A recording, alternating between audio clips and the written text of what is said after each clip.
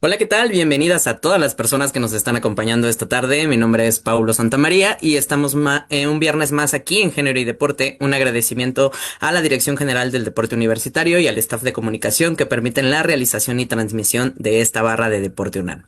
Y bueno, continuamos con la programación del marco del 28J, Día del Orgullo LGBTIQ+. En el programa anterior tuvimos una charla sobre el contexto histórico y social de este movimiento y lucha social desde la construcción y reapropiación de la conmemoración en el sur global y en América Latina. Y bueno, en el contexto actual, marcado por avances sociales, pero también por persistentes desigualdades, escuchar las experiencias y voces de las disidencias sexogenéricas resulta fundamental. Estas vivencias aportan perspectivas esenciales sobre las diversas formas de discriminación, exclusión, violencia y resistencia que enfrentan las personas LGBTIQ+, y nos invitan a replantear normas, estructuras y discursos tradicionales. Dar espacio y valor a estas voces no solo enriquece el diálogo social, sino que también va a fortalecer el respeto a los derechos humanos y la diversidad en todas sus formas. Y para esta charla, hoy nos acompañan tres invitades a quienes voy a presentar brevemente y a quienes agradezco que estén hoy aquí. Voy a comenzar con Shere. Shere Sánchez es un hombre trans de 33 años, originario de la Ciudad de México y actualmente radicado en Querétaro. A lo largo de su vida ha construido un camino marcado por el compromiso social, el activismo y el acompañamiento a personas de distintas disidencias. Cree firmemente en el poder del voluntariado como una herramienta para transformar entornos y generar impacto desde lo humano. Actualmente trabaja en una compañía transnacional donde lidera con orgullo el grupo LGBT Plus para México y América Central. Desde ese rol impulsa acciones que promueven la inclusión, la visibilidad y el respeto a la diversidad dentro del ámbito corporativo, convencido de que el cambio también se gesta desde adentro de las estructuras. Su labor se define por la empatía, la acción y la convicción de que todo espacio puede convertirse en un lugar más seguro si hay voluntad para escuchar, aprender y acompañar. También nos acompaña Ororo Becerril, es artista escénico y docente promoviendo una pedagogía teatral inclusiva. Su trabajo se centra en la exploración del movimiento y la actuación como herramientas de empoderamiento para cuerpos disidentes. Ha vinculado su labor en salud comunitaria con el teatro como espacio de sanación. Su visión desafía los cánones tradicionales del arte dramático para construir representaciones auténticas y diversas. Actualmente también es entrenador y personal, especialista en fuerza, dirigido a mujeres y personas trans. Y también nos acompaña Janet Castillo. Ella es defensora de derechos humanos con un enfoque en justicia social y cultura. Ha explorado el arte como herramienta de resistencia y documentación para poblaciones marginadas. Su experiencia legal le ha permitido impulsar estrategias culturales que dignifiquen la representación de las disidencias. Trabaja en la intersección entre activismo jurídico y producción artística para transformar imaginarios sociales. Ororo y Janet son cofundadores de Delirio Queer, una colectiva transfeminista disidente e interseccional que brinda asesoría legal y hacen contenido con perspectiva en derechos humanos y diversidad. Chiques, muchas gracias por acompañarnos esta tarde aquí. Me gustaría escucharles, pues, qué piensan acerca de que existan estos espacios para que podamos platicar un poco de nuestras experiencias como parte de las disidencias sexogenéricas. No sé quién quiere empezar.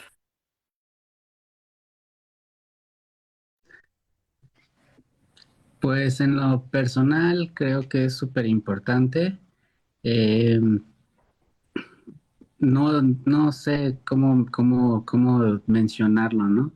Creo que a pesar de que hoy en día contamos la población LGBTIQ más con mucha visibilidad en redes sociales y demás, hay una oleada de conservadurismo y de odio, ¿no? Hacia las identidades trans, hacia las mujeres lesbianas, hombres gays, etcétera. Entonces, pues creo que sigue siendo muy necesario hacer esto. Este, quisiera que no tuviera que ser, ¿no? Por visibilizarnos y que seamos respetados, sino más bien como cualquier otra persona que puede compartir un live, ¿no? A qué se dedica, qué hace y no dependa de nuestra identidad o de ser una población eh, disidente lo que haga que estos espacios tengan que existir. Entonces, pues sí, creo que se vienen tiempos fuertes aquí en la Ciudad de México. Los crímenes de odio y la transfobia ha incrementado demasiado. Entonces, pues sí, agradezco este espacio que es súper importante. Pues también somos egresados de la UNAM, entonces pues También por eso nos da gusto estar acá y, y pues también no escucharles a ustedes y gracias.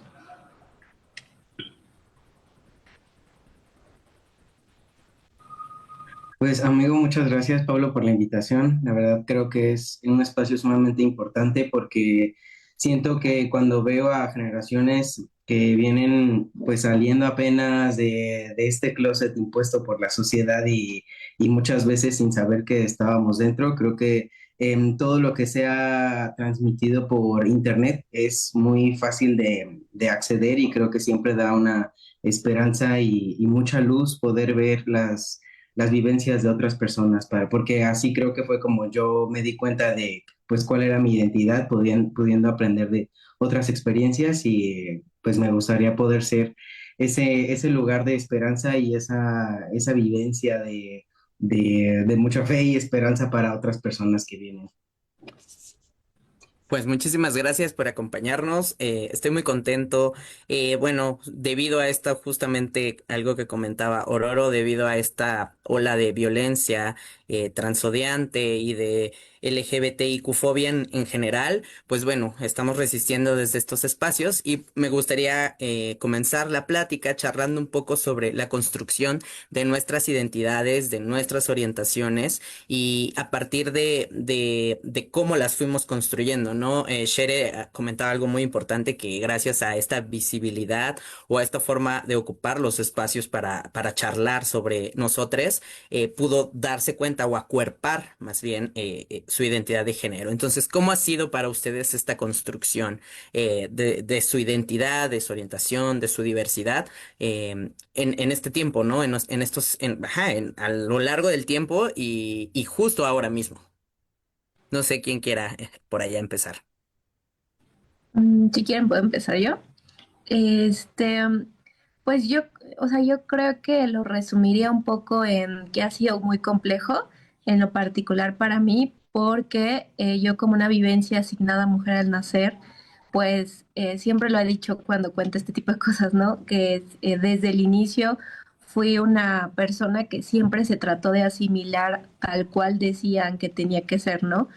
De hecho, parte de mi voz o de mi expresión siempre ha sido ser, en algún momento incluso era mucho más fuerte esta idea de la feminidad, pero no solo de la feminidad como expresión de género, sino desde la idea de la disminución, ¿no? De no hablar. A mí antes me costaba mucho trabajo compartir mi experiencia y poder ser parte de, sino siempre decía, ay, no, yo no tengo nada que decir, yo porque, o sea, me creía mucho todos estos mandatos de género y creo que incluso aún entrando a la perspectiva feminista o el cuestionamiento, también ha sido difícil, por ejemplo, alejarme de esa categoría de mujer, porque en un inicio yo creía que se podía, al menos para mí, que podría yo reivindicar la palabra mujer bajo una idea de que hay mujeres diversas y de que pueden caer, puede incluir la palabra o la categoría de mujer como algo que me pudiera abrazar a mí también, pero creo que me di cuenta durante el camino que no siempre para todos es igual y que a veces es válido alejarnos de ciertas categorías porque el feminismo te hace, en cierta parte tiene ese discurso de hay que defender esa categoría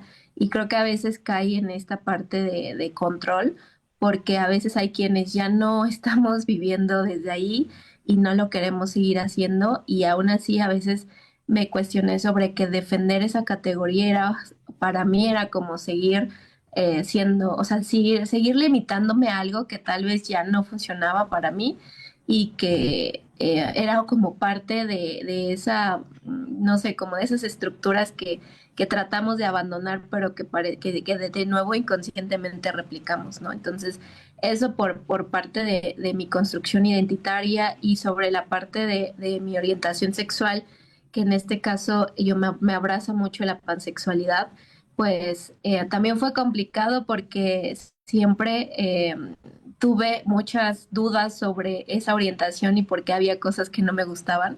Y cuando entendí o sea, cuando encontré la pansexualidad como esa respuesta de que a mí me atraen las personas por su esencia, más allá de su género o sus características sexuales, pues fue como bastante liberador, ¿no? Y creo que también lo resumo como liberador. No sé si Shere o Ororo quieren participar. Ya le va a decir algo, digo yo. Bueno, me adelanto entonces, Aurora. Pues creo que para mí ha sido mucho cuestionamiento porque pues realmente yo, bueno, crecí en una familia muy conservadora y no tenía mucha información durante mi infancia y adolescencia, no sabía realmente cómo era, cómo me sentía, hasta que empecé a ver un poco más de contenido de LGBT en general, fue donde empecé con estos cuestionamientos. Entonces creo que mi identidad ha sido a base de prueba y error de saber esto me hace sentir bien, esto me hace sentir incómodo, esto sí va conmigo, esto no, porque incluso creo que el género es algo muy ambiguo, ¿no? Como que depende mucho del punto de vista de que lo estés analizando, como para poder, siento que son demasiados conceptos, demasiada experiencia como para poder decir, me siento como un hombre, porque hay ciertas cosas socialmente ligadas a ser un hombre con las que no me siento representado, ¿no? Entonces, creo que es como un estarse preguntando continuamente como, esto sí es parte de mi identidad o esto no, pero no nada más limitado a ser un género, sino a todo lo que influye ser una identidad pues diversa.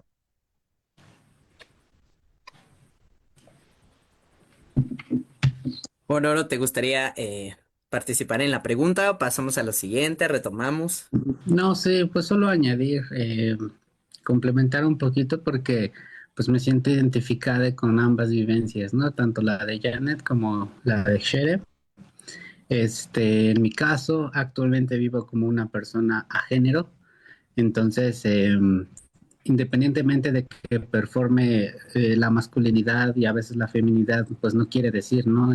Entrar en algo del binarismo. Soy una persona trans también, entonces creo que lo que ahora trato de hacer es justo, al menos en mí, ir eliminando por completo todos estos roles y estereotipos de género y pues simplemente ser yo, ¿no? Con una autenticidad y pues creo que hoy en día ya no me importa cómo soy leída, ¿no? Ante la sociedad. Hay espacios en donde me leen en femenino, hay espacios donde me leen en masculino y el trato cambia mucho, ¿no? Pero hoy en día trato de ya sanar eso por autocuidado y creo que es algo de lo que últimamente gozo demasiado, el no necesitar la aprobación de la sociedad ni de mi familia incluso, mi familia de núcleo, hablo de ella, pues para ser quien soy, ¿no? Entonces, mi familia elegida y yo sabemos qué soy, quién soy y creo que eso es lo más importante.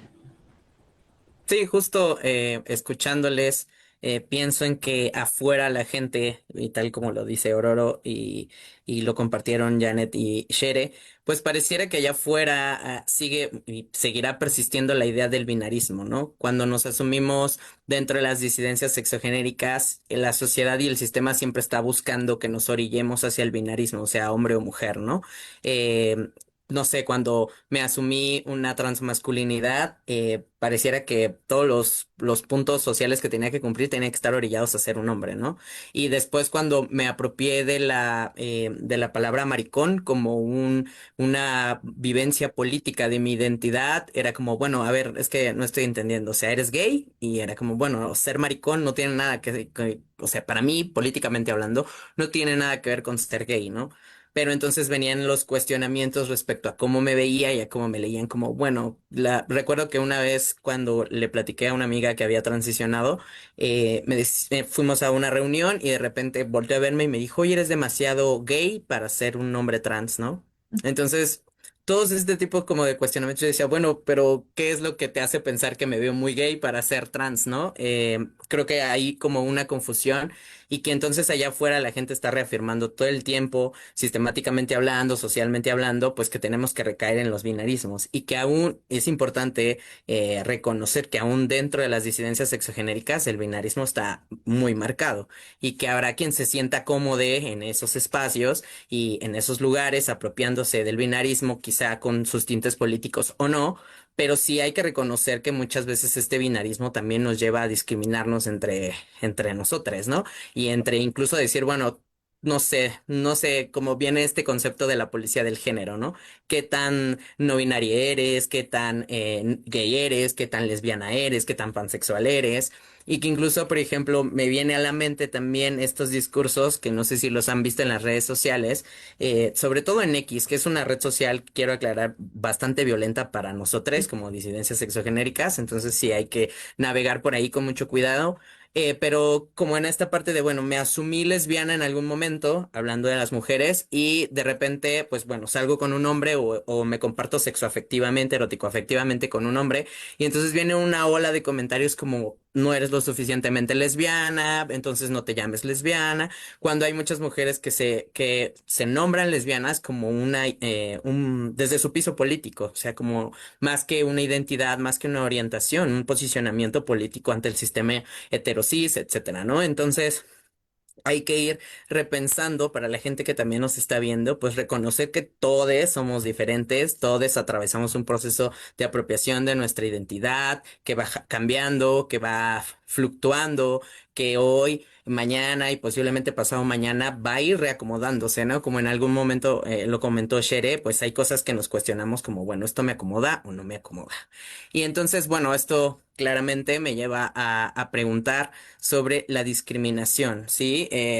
No solamente como, bueno, me están señalando por ser persona LGBT, etcétera, sino también la violencia que a veces pareciera que no está muy vista, ¿no? Como la institucional, la laboral, etcétera. Entonces, no sé si quisieran comentarme o platicarme alguna experiencia que no les vulnere y que no transgreda también sus posicionamientos o algún comentario respecto a esta, pues sí, discriminación que vivimos todos los días, ¿no? No sé quién quiera por ahí empezar. Mm, Empiezo yo. Este, bueno, me dedico a dos áreas, ¿no? Que es las artes escénicas y el deporte, pero me gustaría compartir la experiencia con el deporte, porque es en donde he encontrado la violencia institucional y transfóbica. En las artes también lo hay, pero es menor, ¿no? O sea, es distinto. En el deporte, por ejemplo, después de pandemia, empecé a buscar trabajo. Entonces, acudí a varios gimnasios. Yo llevo muchos años siendo entrenador deportivo. Antes con mi hermano teníamos un gimnasio, cerramos por pandemia, fallece mi hermano y demás. Entonces, posteriormente empiezo a buscar trabajo en gimnasios, tanto de cadena, digamos, medio famosilla, como clubs y gimnasios pequeños, ¿no? Y pues bueno, en todos lo mismo. Presentas un currículum donde dice, tengo licenciatura en esto, tengo certificaciones en aquello, cuento con más de 10 años de experiencia en el deporte, en el físico-constructivismo, etcétera, biomecánica, o sea, toda la parte científica, o sea, la experiencia laboral, que incluso muchas veces yo era sobrecalificada para el puesto, pero bueno, yo necesitaba el trabajo. Y nada de eso importaba. En 3 entrevistas, lo único que les importaba es saber qué genitales tengo, cuál era mi sexo asignado al nacer y que no me podían contratar porque qué iba a pensar la gente si había una persona trans trabajando en el gimnasio. Incluso suena irónico porque, como bien mencionas, también existe la violencia dentro de la comunidad LGBT. Una vez, dentro de esas entrevistas, me atiende un hombre que, eh, bueno, a una unidad que está en zona rosa, o sea, un espacio abiertamente gay. Y pues eso no importó, o sea, era como de no, tú no porque eres trans. Entonces, pues he sufrido eso. ¿Qué me ha orillado? Que desde pandemia del 2020 para acá no me han contratado en ningún lugar. He tenido que sostenerme con el autoempleo. Entonces, pues no abandono los espacios deportivos porque creo firmemente que nos pertenecen, que las personas cisgénero, heterosexuales, conservadoras, no tienen por qué decidir en dónde pertenecemos y en dónde no. Entonces, pues sí, o sea, los sigo ocupando de manera autónoma, pero pues esta es una de las experiencias que tengo en violencia laboral. Como bien dijiste, ¿no? Hay violencia institucional, médica y demás, pero bueno, yo ahorita quise abonar lo laboral y escucharles a ustedes que más quieran compartir. Janet, Shere, ¿quién alza la mano? Si quieres, Sí. Sebastián, gracias. La verdad es que desde que yo llevo casi 2 años que transicioné como hombre trans y en reemplazo hormonal, y durante este tiempo no he sufrido discriminación por el tal cispassing, pero antes de transicionar fue donde más sufrí discriminación cuando me identificaba como una mujer lesbiana. Era el pan de cada día, ¿no? Y eso es algo que me daba mucha curiosidad, cómo es que estamos haciendo la misma persona y llevando las mismas actividades que hago ahorita, como pues besar a una mujer en público, por ejemplo. De la forma en que te leen es que cualquier otra persona realmente no tengo no me ven, o sea, si hago lo mismo que haría a que si me vieran como una mujer, ¿no? Entonces, me parece muy curioso eso, el hecho, por ejemplo, de ir a baños públicos. De momento no he sufrido ninguna discriminación, puedo entrar a un cubículo del baño de hombres, pero antes de transicionar, antes de llevar este reemplazo hormonal, que la verdad es un privilegio, que pues no todos tenemos acceso, eh, cuando me acercaba a un baño de mujeres siendo una persona que se veía de una forma masculina, pues me llegaron a buscar guardias de seguridad para sacarme del baño de mujeres, pues pensando que un hombre había entrado al baño de mujeres, ¿no? O sea, dentro del el mismo baño, otras mujeres en el baño hablaban entre ellas para que me sacaran del baño, ¿no? Porque creían que pues mi aspecto era demasiado masculino para estar en un baño de mujeres. Entonces es algo curioso que me siento que desde que transicioné estoy experimentando, como el hecho de que antes tenía una alerta todo el tiempo de ver, de cuidarme, como de qué forma no me hicieran daño, de qué forma no me vieran raro.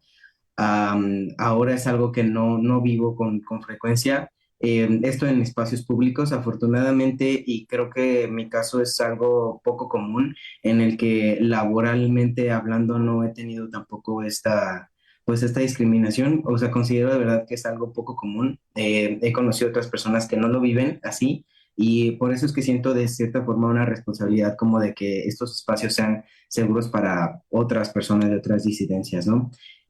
Pero siempre me cuestiono cómo es que la sociedad puede ser tan variable, ¿no? O sea, si al final sigo siendo la misma persona, haciendo las mismas cosas, porque de que me ven de una forma, no hay violencia, pero antes sí la había, ¿no? O sea, como que son todas estas cosas que sigo experimentando, o sea, desde que empecé con esta transición y que aún no entiendo, pero pues que las vivo, ¿no? Y creo que también es muy importante ver que si en mi caso yo había escuchado muchas historias de discriminación, de violencia, y yo sentía de cierta forma como algo raro, o sea, porque decía, ¿por qué yo no lo vivo, no? O sea, yo no lo he vivido, tengo la fortuna y la suerte de yo no vivirlo, pero eso no significa que desde este privilegio que vivo no pueda hacer algo para que otras personas tampoco lo vivan. Siento que es algo, mm, llega a ser un poco frustrante cómo es que nuestra experiencia de vida no puede ser más amable para todos, ¿no? En todos los contextos. Muchas gracias, Shere. Janet. Bueno, a mí justo me gustó mucho como esta intervención porque coincido igual, ¿no? O sea, como en las experiencias, en el sentido de que es bien particular como la sociedad cuando nos lee, hay una sanción o no, ¿no? O sea, porque dependiendo de qué performemos, o al menos para la vista de la persona, pues sí cambia mucho la forma en la que se castiga qué cosa, ¿no? O sea, Y justo creo que a mí me gustaría de retomar en particular las experiencias que he tenido justo con Eileen. Eileen y yo somos pareja y entonces es muy particular cómo las discriminaciones que también me tocan a mí vivir juntas impactan cuando somos leídos, ¿no? O sea, cuando somos leídos como feminidades, regularmente por mi expresión de género es hiperfemenina y es algo con el que he conciliado mucho últimamente, pero bueno, cuando nos leen a ambas como personas, como feminidades, existe una sanción muy particular que cuando nos leen como una pareja hetero, ¿no? A veces.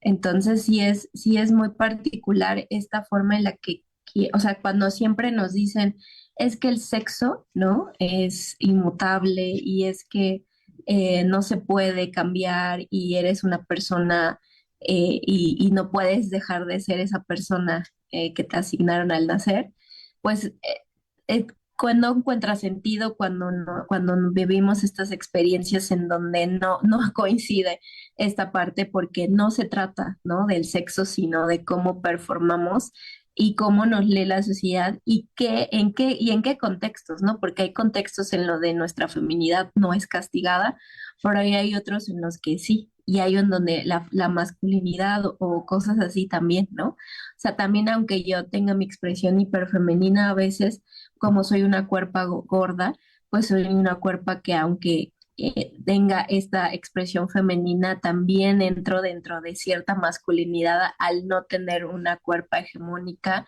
que cumpla con ese estándar femenino, ¿no? Y entonces también casi siempre tiene que ver, las discriminaciones se interseccionan ahí, ¿no? Entonces sí es bien complejo y yo creo que nos daría un montón de cosas para contar sobre estas experiencias. Sí, justo lo que comentan, el estrés me toca personalmente. Sí, justo desde el espacio deportivo por mi parte tuve que abandonar la práctica deportiva, digámoslo, de profesional, debido a que, bueno, la federación del deporte que practico, que es la pelota vasca o el frontón, no tiene ni una pizca pues sí, de acercamiento a la diversidad sexogenérica. Y he reconocido, y entre quienes lo practicamos, hemos reconocido que hay mucha disidencia sexogenérica practicando frontón. Pero al ser un deporte muy masculino y hegemónicamente orillado a lo barrial, a lo social, a los espacios que se ven o se usan en la calle, pues hemos sido como catalogados como, bueno, es un deporte para varones y que además para varones, pues para varones que tienen una clase social o una performatividad barrial que no permite que todas las personas lo puedan practicar, ¿no? Y a esto se suma, pues que la federación tampoco está sensibilizada para acercarse y preguntar, ¿no? Bueno, cuáles son las necesidades que las personas que somos disidentes sexogenéricas podamos practicarlo, ¿no? Lo practiqué antes de hormonarme.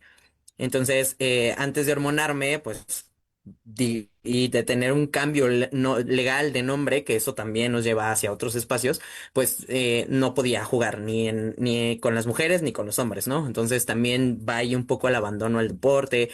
No voy a gimnasios, o sea, si les soy sincero, me gustaría hacer ejercicio, pero el miedo a ir a un gimnasio me ciega, ¿no? O sea... No, al menos aquí yo vivo en la periferia, vivo en el Estado de México. Y al menos aquí en el Estado de México también hay un sesgo de que como la información está centralizada y las periferias al final somos quienes estamos más relegados u orillados a otras dinámicas sociales, pues sí, aquí ir a un gimnasio definitivamente no, ¿no? O sea, justo como lo decía Aurora, hay gimnasios de renombre que...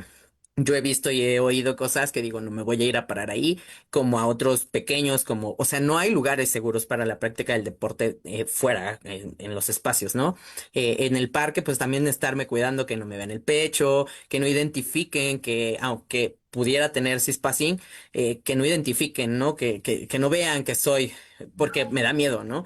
Pero hay otros espacios en los que deseo apropiarme de eso y decir, bueno, sí, soy una transmasculinidad que hace deporte, que está en el ámbito del deporte, que trabaja en el deporte, pero sí es como un miedo constante, ¿no? Y por otro lado, algo que comentan también Shere y Janet, que me toca mucho, justo referente al cispassing, cuando comienzo a hormonarme y empiezo a tener estas experiencias ya como una transmasculinidad hormonada, me empiezo a dar cuenta que las dinámicas sociales y que yo tengo en la calle cambian, ¿no? Porque empiezo a darme cuenta incluso que en el transporte público o en la calle, si yo voy caminando a las 10 de la noche y veo una chica que va caminando enfrente de mí, la chica acelera el paso o se cambia de espacio, o que cuando voy a un restaurante a comer con mis amigas, me preguntan a mí qué quiero primero, me dan la carta a mí, me dan la cuenta a mí. O sea, son como estas pequeñas cosas que mm, no sé, o sea, que me incomodan, que no me hacen sentir como del todo bien. Y por otro lado, también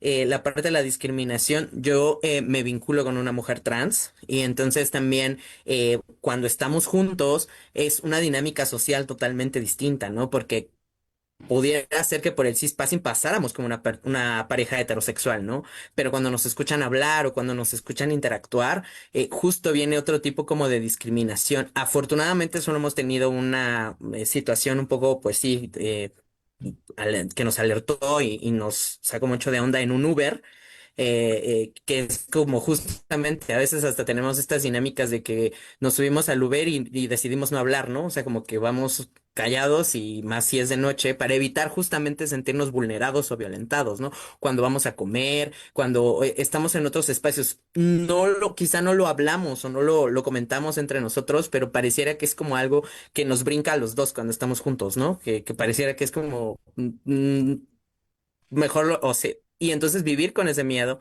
saber que en cualquier momento podremos ser violentados, agredidos, expulsados de lugares, pues también nos pone como alerta, ¿no? Entonces, sí que se vea que esta discriminación, esta exclusión y esta violencia está permanente y que no es porque nos hagamos las víctimas, que no es porque, ay, ustedes de todo se quejan, porque hay muchos comentarios así, hay muchas situaciones así, sino es porque realmente existe, o sea, está pasando todo el tiempo y no es como que podamos ignorarlo y decir, ay, bueno, pues ya no pasa nada, ¿no? Entonces, bueno, agradezco muchísimo que me hayan compartido.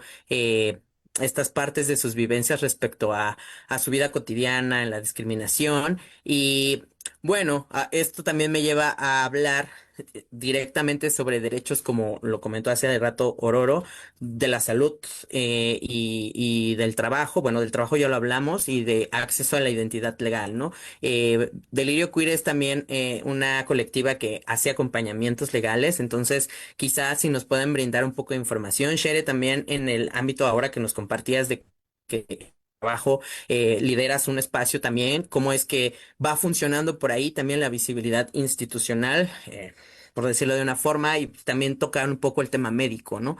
Porque pues también es importante que lo hablemos. No sé quién quiera empezar. Ya. Pues yo nada más como que lanzo el tema. Creo que ustedes tendrán otras experiencias también que mencionar. La parte médica es horrible, ¿no? O sea, llegas a cualquier consultorio por una gripa, por dolor de estómago, y cuando te preguntan si tomas algún tratamiento médico, yo ya mejor ni menciono el tratamiento hormonal, porque casualmente ese es el problema de todo. O sea, así llegues y digas, oye, tengo una gripe que no me explico por qué. Ah, es que como usas esto, es por eso, ¿no? Esa es una. Ahora, eh, yo no tengo seguro social, entonces yo estoy afiliada a la Unidad de Salud Integral para Personas Trans, que si bien brinda servicios de endocrinología, de ginecología y de otras cosas, pues es deficiente, porque aparte está súper, bueno, de donde yo vivo está súper lejos. Yo no puedo ir ahí a una consulta de medicina general, tengo que acudir a las que están cerca de donde vivo, entonces pues tampoco me queda estar yendo a la UCIP, y pues en la UCIP hay muchas deficiencias dentro, pero bueno, es un espacio donde varias personas trans vamos, ¿no? Ya sea a atención psicológica, endocrinológica, ginecología, dermatología y demás. Creo que el problema de la salud es que el gobierno crea estos espacios supuestamente para beneficio de nosotros y como decir, les incluye a ustedes, pero creo que más bien debería de ser para en todas las clínicas, en todos los espacios, sepan atender a una persona trans. Porque al final de cuentas, o sea, el hecho de que nos junten en un solo lugar y nos excluyan de todos los demás, también es un tipo de violencia y un tipo de discriminación que hay que combatir. Entonces, la parte médica está muy difícil. Como bien mencionó Sherry hace rato, el tratamiento hormonal, pues sí, es un privilegio. Para algunas personas, pues es un privilegio de clase, para otras un privilegio de oportunidad en una clínica gratuita y demás, pero pues no todas las personas trans llevan tratamiento hormonal y también hay que entender que no necesitan tratamiento hormonal para ser válidas como personas trans. Entonces, eh, menciono este punto porque pues creo que también es importante entender eso, ¿no? Despatologizar lo trans, que se entienda que lo trans no necesariamente tenemos que concordar con la corporalidad que nos pide la sociedad, ¿no? Con ese cispassing, ¿no? El cispassing, pues para quienes nos están escuchando y no sepan qué es verse como una persona cisgénero y que nadie sepa que eres una persona trans, ¿no? Entonces, pues creo que va por ahí este aporte que puedo dar, que la parte médica es un favor, ¿no? O sea, no es tan sencillo como pareciera. Yo suelo retomar justo en la parte jurídica del acompañamiento, que actualmente hay bastante estándar de reconocimiento sobre el derecho a la identidad, específicamente en México y en la Ciudad de México. Sin embargo, sí, mucha de la narrativa institucional, o sea, ya que la aplicas a la institución, termina siendo esto, ¿no? O sea, se busca esta concordancia entre tu sexo o tus características sexuales con tu identidad de género, ¿no? Y por eso en un inicio, pues se pedía que inclusive para reconocer la identidad de género te sometieras a procedimientos médicos y hormonales, ¿no? O sea, era un requisito. Y aunque actualmente ya no lo es en la mayoría de los estados y estos procesos de juicio en donde te pedían esto ya se han dejado a un lado, siguen existiendo en la norma, no se han anulado y entonces, pues al final siguen permeando, ¿no? Incluso, por ejemplo, para ahora el reconocimiento de nuestras identidades no binarias, también existen ciertas prácticas muy binarizadas como de que te dicen, no, si tú reconoces tu identidad, tienes que cambiar tu nombre y no solo tu género, o sea, no solo te tengo que poner no binario, género, el que tú te identifiques, sí, pero forzosamente tienes que cambiar de nombre. Y entonces ha sido una de las, o sea, todo el tema no binario sí ha sido un poco mucho más disruptivo porque ahí se enfrentan a prácticas muy binarias. Cuando se reconoce identidades en marcadores hombre o mujer, sí hay, evidentemente, pues muchos temas de discriminación, prejuicios y eso, pero a veces la sociedad es como, ah, ok, bueno, ¿es hombre o es mujer? Pero ya si es no binaria, entonces ya es otra cosa que sí de plano ya no existe, ya no es válido y ya no debería de ser posible y entonces empiezan estas prácticas. Además que justo, pues también en temas de identidad no binaria institucionales, te enfrentas con todo el aparato institucional es binario. O sea, desde el sistema de los formularios hasta las prácticas, la estructura en sí de cómo se construye pues una oficina de gobierno es totalmente binaria, no hay baños inclusivos, no hay espacios, ¿no? Que estén desbinarizados. Entonces, bueno, es complejo, pero yo creo que sí hay un estándar jurídico bastante amplio que si se aplica debidamente con la perspectiva de género, pues podría justo detonar a evitar este tipo de prácticas como lo que hizo lo de la UCIP, ¿no? En donde dices, claro, que ha sido tristemente una política que incluso ha favorecido otras acciones como desde el tema de género, ¿no? O sea, las fiscalías especializadas para mujeres o para personas disidentes al final terminan segregando porque si yo voy a cualquier fiscalía, lo que me dicen es, mejor ve a la fiscalía que es para gente como tú. Y así lo dicen. O sea, nosotros hemos documentado casos en donde las personas les dicen, o sea, los ministerios públicos les dicen, personas como tú o gente como tú o personas así, nosotros no sabemos cómo tratarlos, entonces mejor vayan a otro lado. Entonces, bueno, es un poquito ese reto que está ahí, pero creo que es posible algo transformable. Shere. Gracias. Pues retomando y también añadiendo sobre lo que dice Janet, creo que yo puedo aportar un poco más sobre el espacio laboral. Es muy complicado porque, como muy bien lo mencionan, está muy binarizado.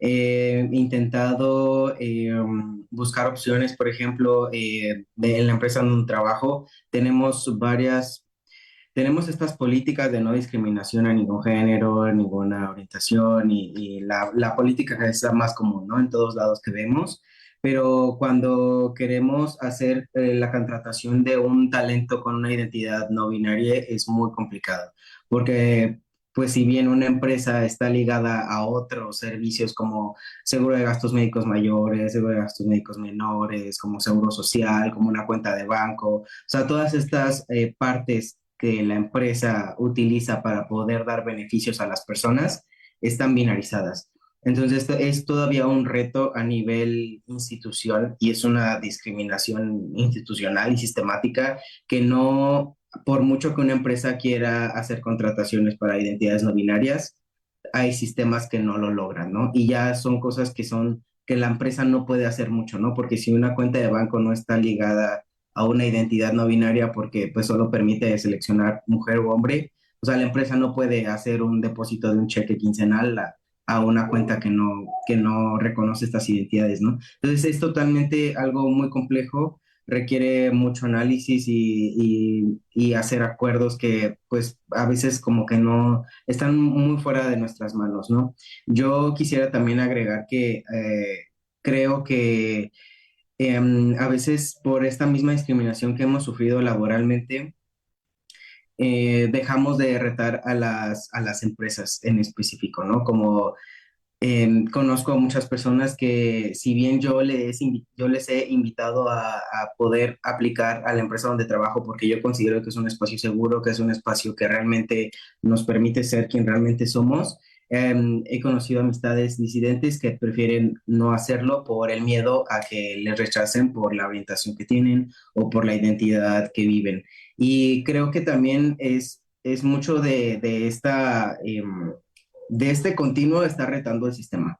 O sea, porque por mucho que mi empresa y que yo quiera empujar ciertas políticas que permitan tener un espacio más seguro para todas las identidades, pues también una empresa me puede decir, ok, nos esforzamos en hacer esto, en cambiar estos contratos, en contratar estos servicios legales para que todo esté en orden, pero no tenemos a quién otorgárselo. Y también es algo retador, es algo muy complejo, pero que yo pues sí les invito a quienes escuchen que continuamente estemos retando al sistema, porque es la única manera en que nos vamos a poder apropiar de estas oportunidades que a veces pues nosotros no nos sentimos con esa valentía porque requiere también mucho valor ser punta de lanza todo el tiempo y es muy cansado estar haciendo estos esfuerzos y resistir todo el tiempo, pero pues desde la experiencia que vivo desde este ambiente corporativo institucional, pues yo les aconsejaría que pues sigamos resistiendo y retando a este pues sistema laboral, ¿no?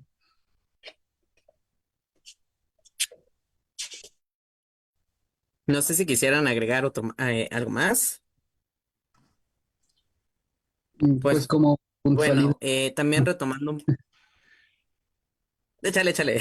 Bien, bien, sí, dime, dime. Bueno, no sé si vaya a haber otra pregunta respecto a las discriminaciones, pero solamente yo quería mandar el mensaje general a la gente que nos llegue a ver y evidentemente no simpatice con la lucha trans, es que independientemente de que cada quien puede pensar como quiera, pueda validar nuestra identidad o no, pues también somos personas, ¿no? Y como personas ciudadanas merecemos gozar de los mismos derechos que gozan todas las demás personas cisgénero. Entonces, eh, va por ahí el mensaje que quiero dar. O sea, simplemente respeten a una persona trans, si no la quieren llamar con sus pronombres elegidos o lo que sea. Hay muchas maneras de cómo dirigirse a una persona con respeto sin necesidad de utilizar marcadores de género. Entonces, creo que quisiera añadir eso, que las discriminaciones que vivimos pueden ser desde lo más básico, como que no respeten nuestros pronombres, que yo llego a algún lugar y me dicen, hola, señor, y yo les digo, no, no soy señor. Ah, otra cosa, o al revés, ¿no? Señorita, no, no soy señorita, o sea, y que a fuerzas me estén queriendo asignar un género, esto para mí es como desde lo más pequeño y va subiendo al acceso a la educación, al acceso a la salud, al acceso a un trabajo digno, al acceso a una vivienda. Entonces, las Mm, discriminaciones van de menos a más. Y no es nada más un berrinche de, ay, soy no binaria y tienes que llamarme con mis pronombres ella, que es lo que circula en redes sociales. Nos minimizan a eso, ujú. se burlan de nosotros por nuestra identidad, pero realmente nos las vemos bien difícil allá afuera. Hay un castigo, claro que sí, como lo mencionamos, por cómo nos vestimos, por cómo hablamos, por qué espacios ocupamos, y hay gente que se atreve no solo a encararnos y decirnos un discurso de odio, esto se materializa en crímenes de odio. ¿Cuántas muertes de personas trans no hay al año? ¿Cuántas violencias a mujeres trans no hay? Apenas hace 2 días golpearon a una mujer trans en la calle y a un hombre trans. Y así podemos ir viendo en redes sociales cuántos casos de violencia, no solo verbal, sino física, hay a personas trans y son muchísimas. Y pues crímenes de odio no se diga. Entonces, creo que ese es el resultado de todo esto. ¿Por qué seguimos haciendo estos espacios? ¿Por qué seguimos hablando de nosotros? Pues porque allá afuera nos están matando. Yo siempre le digo a Janet y a mi mamá, ¿no? Le digo, o sea, yo sé que ustedes se preocupan por mí, porque mi vida vale mucho, pero para la sociedad es una muerte más, una muerte que no importa, solamente porque mataron a un trans y no importa. Y somos nosotros quienes tenemos que ver cómo remembrar las vidas trans. Entonces, solo eso es lo que quería añadir. Muchas gracias, Paula. Muchas gracias, Ororo. Realmente es un mensaje contundente que necesitamos que se escuche, que lo reflexionen, sobre todo apelar por la humanidad en este momento, en estos momentos tan difíciles, antes que cualquier cosa, justo apelar a la humanidad, a la empatía, tal vez. Hay muchas aristas, incluso desde la interseccionalidad, ¿no? Y desde el poder, desde los lugares que ocupamos y desde los espacios en donde estamos, que nosotros tenemos la oportunidad de estar hoy aquí charlando sobre nosotros, pero hay quien no tiene la oportunidad de charlar y quien ya no la va a tener nunca, ¿no? Entonces, justo es importante. Muchas gracias, Ororo, por esa intervención. Y justamente eso me lleva a preguntar sobre las redes de apoyo, sobre los acompañamientos, sobre la familia elegida, sobre estos espacios que nos ayudan también a resistir, ¿no? Porque también desde el privilegio, me atrevería a decir que muchos de nosotros, pues sí tenemos una familia nuclear. De sangre, línea de sangre, como lo llaman allá afuera, que nos acepta y nos quiere y está con nosotros, ¿no? Y con nosotros, pero habrá quien no la tiene. Entonces, justo es importante que hablemos un poco sobre, pues, comunidad, sobre redes de apoyo, cuáles han sido estas redes para ustedes o si justamente desde sus proyectos personales y comunitarios han logrado sensibilizar un poco y también pues contener, ¿no? Esta indignación y rabia que yo continuamente la hablo y la digo, yo vivo toda la vida indignado por toda la situación y lo que escucho, lo que veo, lo que atravieso, lo que vivo. Entonces, bueno, no sé si si quieren compartirme o compartirnos a las personas que nos están viendo alguna experiencia o qué piensan acerca justo de estas redes de apoyo. No sé quién quiere empezar. ¿Quieres? Si quieres. Ok, gracias. Creo que es Por ahí, bien complejo. sí, Es bien sí. complejo esto de la familia porque en mi experiencia o sea, yo pensé como les comentaba hace un rato, que dado que mi familia era muy conservadora, religiosa, yo dije, es el momento en el que yo empiece a transicionar, porque para mí era una segunda salida del closet. La primera fue como mujer, lesbiana, y la pasé muy mal. Y dije, yo no quiero hacer esto de nuevo. O sea, no quiero salir de nuevo del closet y pasar por lo mismo de explicar cómo me siento y esperar que me apoyen o no que no me apoyen. La verdad es que de esa primera vez que yo fui el centro de atención en la familia de sanguínea a esta segunda vez, hubo un cambio muy notorio, y quiero pensar que fue también por el hecho de que cuando mi familia de sangre se da cuenta que soy una persona con orientaciones fuera de lo común, como la heteronorma, se abren un poco a esta sensibilidad de aprender o de tener diferente información, ¿no? Entonces, en esta segunda ocasión en que me acerco a la familia de sangre y les comento cómo me siento no en cuestión a mi orientación, sino ahora en cuestión a mi identidad, creo que hay una apertura diferente porque ya tenían un poco más de información, un poco más de sensibilidad sobre estos temas, y aún así yo tenía ese miedo, ¿no? De decir, es que no voy a tener una familia sanguínea, ¿no? Pero o puedo elegir tener una familia como soy ahorita y mentirme, o estar dispuesto a perder cualquier lazo familiar y ser quien realmente soy, ¿no? Y ahí es donde entra esta familia elegida, ¿no? Que son nuestras amistades, nuestras hermanas trans, que también creo que es la comunidad trans que a quien he conocido, o sea, incluyéndote a ti, Paulo, o sea, creo que también has formado parte como de mi propia identidad, ¿no? Como de las experiencias, de lo que han vivido. Creo que da ese colchoncito emocional para tomar valentía y poder enfrentar cualquier cosa, ¿no? Porque sabes que siempre hay una persona que ya pasó por lo que tú estás pasando, o que viene con nuevas ideas o con nuevos conceptos que te ayudan también a saber quién eres.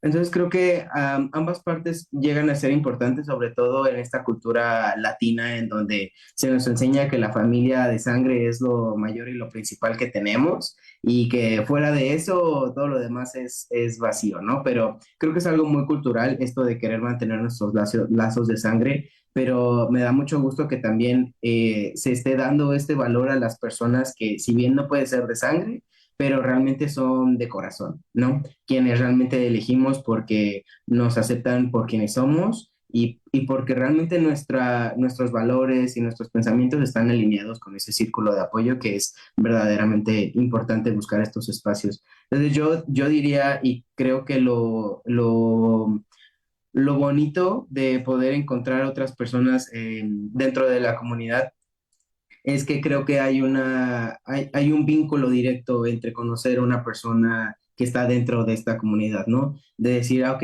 yo me identifico como un hombre gay o como una mujer lesbiana y conozco a una persona trans. Creo que ya hay un vínculo directo de, ok, entiendo cómo te puedes llegar a sentir, y creo que puedo entablar contigo un diálogo más en confianza que con una persona que no ha vivido ninguna de estas experiencias previas, ¿no? Entonces creo que mi consejo para todas estas personas que están empezando a vivir este cuestionamiento sobre identidades u orientaciones es acercarse con alguien de que les genere esta confianza, porque creo que siempre nos vamos a abrazar entre todos. Gracias, Shere. Janet, Ororo. Sí, bueno, a mí me gustaría contar que creo que igual que Sherry, para mí la familia elegida es algo muy, o sea, creo que en el entorno de las disidencias, no solo sexuales y de género, es muy importante, ¿no? Porque regularmente sí esta romantización de la idea de que eres, tienes que siempre llevarte bien con tu familia de sangre, pues es una carga que se vuelve muy compleja porque regularmente la familia de sangre tiende a excluir o a no reconocer, ¿no? Yo tuve la suerte de que tengo una familia bastante respetuosa con muchas cosas, me han dejado elegir y me han dejado ser muy libre desde muchos aspectos. Digo, no es que sea perfecta, pero sí al menos tuve ese privilegio, pero a su vez creo que el tema de hablar con tus pares o de siempre conciliar, eh, pues con cosas no solamente identitarias, sino también ideológicas, ¿no? De luchas, creo que ha sido para mí importante y creo que la reflexión que dejaría es que también es importante cuestionar esta familia elegida a veces en el entendido de que a veces creemos que todo es como diversidad o disidencia, somos amigues y sí estaría muy padre, pero siempre hay como posiciones diferentes, ¿no? Y sobre todo porque a mí en lo particular, y creo que también lo hemos vivido juntos, Aurora y yo, eh, que ha habido también ciertos grupos de disidencias que nos han lastimado, por así decirlo, y no solo lastimado en torno a, bueno, pues como una amistad que se rompe, no, sino que son actos de violencia.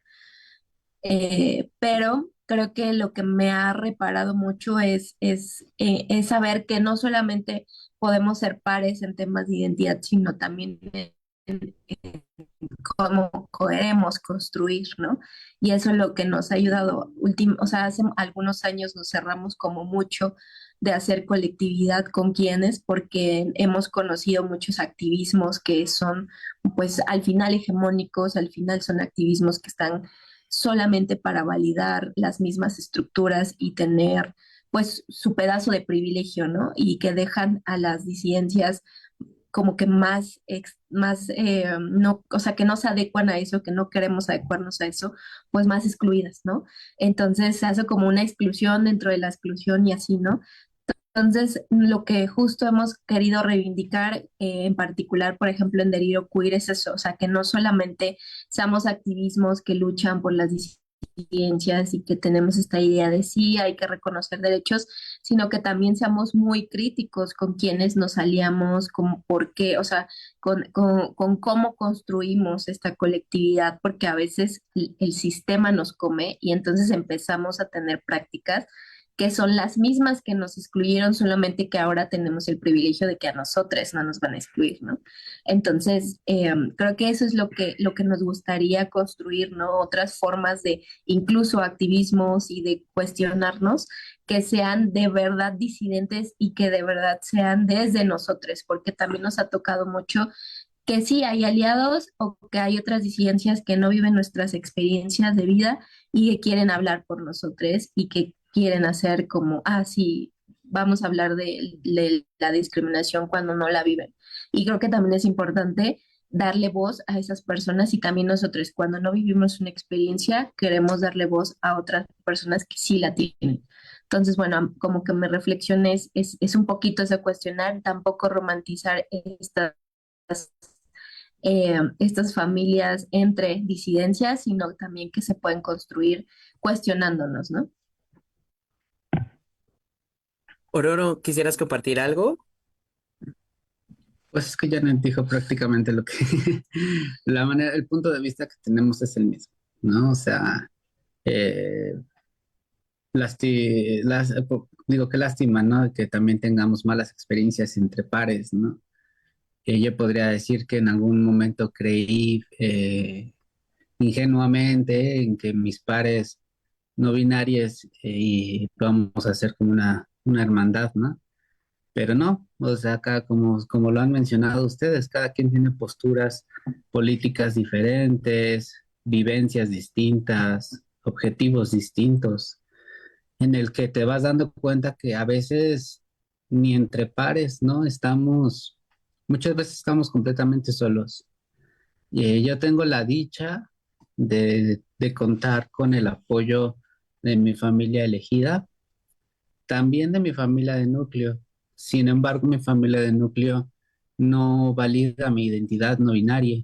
Este, Me apoyan, o sea, no lo voy a negar, ¿no? O sea, me apoyan de muchísimas maneras, pero no validan mi identidad. Entonces, eso en algún momento me orilló a dejarles de hablar, a distanciarme, a muchas cosas, pero por ahí leí hace tiempo un poema de un hombre trans que hablaba sobre entender un poco a nuestra familia de núcleo, que muchas veces también nosotros como personas trans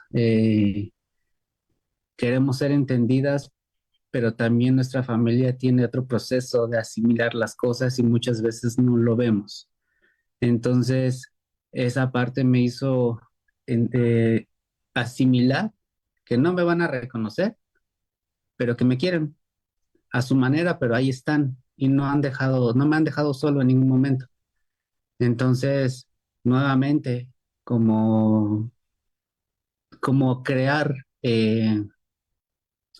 saber cómo gestionar nuestras emociones, la manera en que cómo tomamos lo que nos dice la gente, porque pues creo que la aceptación es el detonante de muchas cosas y tenemos que aprender a lidiar con que la gente no siempre nos va a aceptar.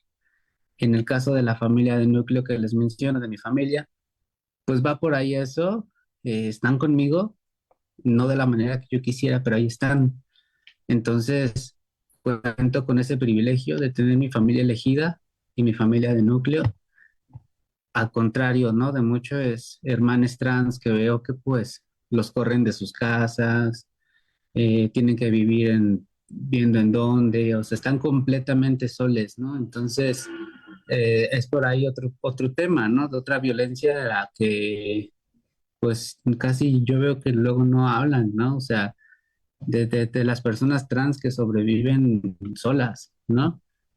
Y que también son otras vivencias bien particulares. Entonces, pues sí, entender que quienes tenemos ciertas oportunidades de estar conscientes de y que no todas las personas lo tienen, ¿no? Entonces, creo que esto de la familia elegida es algo que nos rescata, nos hace sentirnos amados dentro de un mundo que quiere que no existamos. Entonces, a mí es lo único que me hace sentido de estar aquí. O sea, muchas veces yo no, o sea, no sé, a veces siento que no tiene caso estar aquí, pero pues pienso en las personas que me quieren y en lo que he logrado y es lo único que me motiva a seguir adelante.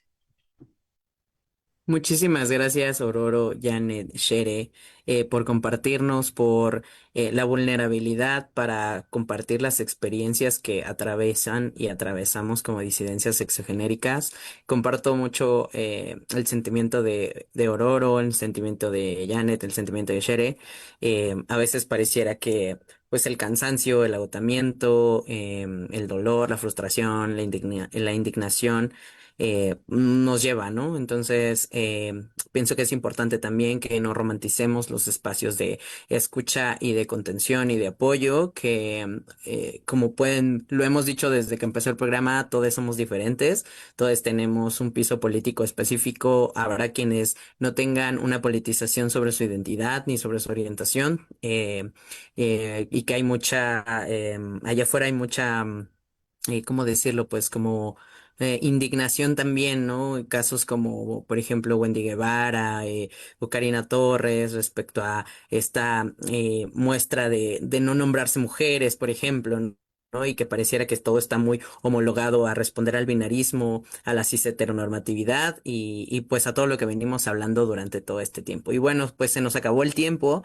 Agradezco muchísimo que hayan estado hoy aquí. Fue un placer para mí compartir esta experiencia con ustedes. Y bueno, pues agradezco mucho a todos y nos vemos la siguiente emisión de Género y Deporte el próximo viernes. Muchas gracias. Gracias. Gracias. Gracias.